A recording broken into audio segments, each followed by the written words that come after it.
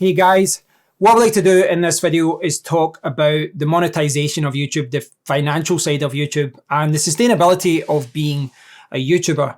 And a lot of what I'll be saying here is applicable to Twitch and Mixer or even Instagram, I guess.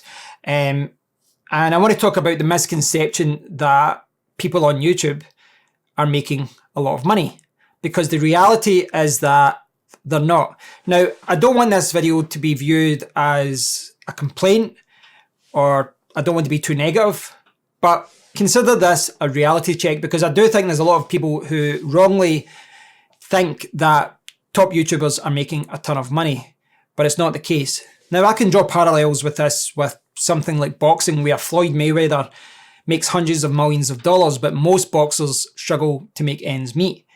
And it's the same on YouTube, where you've got the guys with millions of subscribers, they've got sponsorships, they can travel, they've got big houses, they've got fancy cars. But most YouTubers, the vast majority of YouTubers, don't even make enough money to pay for the equipment that they're using to record those videos. And that's the case for me. It really is the case for me. You know, over the last few months, I've probably made a few $1,000s from YouTube, and I've spent £15,000 or so on cameras and lights and different things. That is the reality of being a YouTuber. Now, it will surprise you how little some YouTubers make, because it surprises me. I believe my channel actually makes quite a lot compared to certain other types of channels. And this is the thing, you know, it's very difficult to make a fair comparison between lots of different YouTube channels, because different topics make different amounts of money. Other people use their YouTube channel as a platform to sell products, launch businesses, etc. But if you compared my video to, say, I don't know, someone who just talked about politics, perhaps I will make 5 times as much, but in comparison to something else, I'll make significantly less. So it's hard to compare, but it is quite surprising how little you can make from YouTube. There's guys on there that have got 500,000 subscribers, and they still can't give up their full-time job. I think that's a good benchmark for how successful or how profitable a YouTube channel is, when you can stop doing your real job and run your YouTube channel full time. And again, there's more factors to consider, whether you live in a city, whether you're rural, what country you're living in. But I think for most people, you won't be able to go full time until you're at least like 100,000, 200,000, possibly even 500,000 subscribers. That is the reality. You would think that these people are making a lot of money, but they're not. It does surprise me as well. I'm continually surprised by people that have got a huge amount of followers, a huge amount of traffic, and they're not making a lot of money. But I'll give you an example of this, right, to demonstrate what I'm talking about. This is Chris from Tech Tablets. TechTablets.com is also a blog, and he shares his videos and I can't even spell here. Chris's YouTube channel is this is a companion for it. All of his reviews, his video reviews are posted here as well. So he's running this as a business, and Chris is a good example of this. He's got nearly 300,000 subscribers. He's a fantastic YouTuber. There's a lot of people that I draw inspiration from, but Chris is certainly near the top of the list. His reviews are always detailed. He's very honest. But Chris buys all these products himself, much like myself. All these laptops, all these phones, he's buying these products himself, and then he's selling them on. And you would think that would be profitable. He's got a lot of views, he's got a lot of subscribers, and then he posts this: "Oh, I quit, well worth the effort, time and cost." And it kind of tells the full story here, doesn't it? 17.7 thousand views, nearly 1,000 hours of watch time, $10.53. $10.53. It's not much, is it? And it's not much as well when you consider the time and money he's invested to get to that point.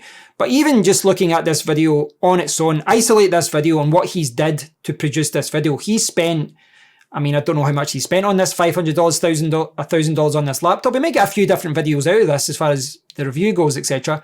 But he spent a lot of money buying this laptop. He then needs to spend, a day testing it, doing everything to make sure how he understands how it works and all that. He needs to then produce the video, edit the video, launch the video, market the video. I would say a minimum half a day, but probably a day minimum of working on this, and he's made $10. That's beyond slave labor. And this is the problem with YouTube. It can be a kind of crapshoot as far as which videos make a lot of money. I've got other videos that took me days to make and they make nothing. And then other videos I just recorded with my phone and they made a lot of money. But it is quite concerning that you can get 17.7 thousand views and make $10. That's quite worrying, especially as someone as me. Like, most of my videos don't even go over 1,000 views. So that is not an isolated incident. No, you'll see a lot of YouTubers sharing, analytics like that, sharing their financial side of their channel, and kind of demonstrating that it's not as successful as you would think it would be.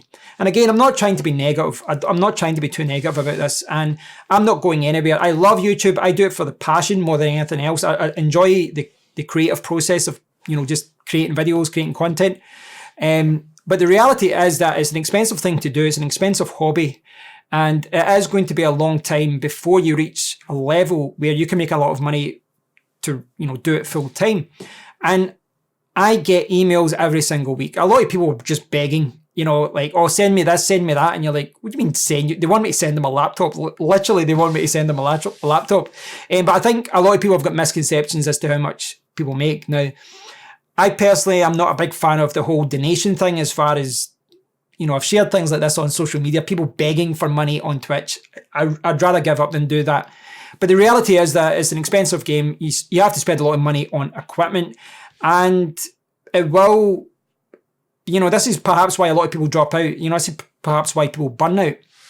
One of the reasons I wanted to talk about this, though, is because I've not done many videos over the last few weeks. And one of the reasons why I haven't is because this year I need to spend less money and earn a lot more money. I need to kind of scale down how much I'm spending on equipment, and I need to scale up for, things outside of YouTube life, moving on with my life, buying a house or something. I don't know, but I need to save a lot of money for my business and different things. And in order for me to do that, I need to put in a lot more hours into my business. I need to put a lot more hours into my real work. And when I do that, when I spend a lot more time working on my online work, I do a lot of freelance writing, I do websites and different things. When I spend more time doing that, it leaves me with very little time to work on YouTube, which is disappointing. Now, my hope is that I'll still be able to do a video or two once a week, once every 2 weeks, and I'll do more reviews and all that. I'm actually got a huge backlog of videos to do. But again, it comes back to what I'm saying with Chris here. This year, I realize I need to make a lot of money. This year, I realize that I need to stop spending as much money on YouTube until I scale up the channel. And this is the reality of what you're getting back for your investment. That kind of thing can be a little bit discouraging. I won't lie to you, it can be. But the biggest issue for me is time. People don't understand the amount of time it takes to not only test a product, but then produce the video, edit the video, and market the video. A video like this is easy. I'm just sitting talking, but an actual review takes a long time. Not trying to be negative, but I hope you guys have got a better appreciation of how much people, how much money they make on YouTube, etc. I never started YouTube to make money. I started it because I enjoy it. I don't know why, but I enjoy it. I like it as a platform to connect to people that have got the same interest as me, whether it be gaming or technology or whatever. In the long term, I would love to do it full time. I'd love to get to the point where I make a significant amount of income where it can be run like a business. But I'm not there yet. So yeah, that's what I wanted to talk about today in this video. You will be surprised. But if you're interested in this topic, I do encourage you to go to YouTube, just search for YouTube earnings and all that kind of thing. And you'll see people with a lot of subscribers, and they're not really making a lot of money.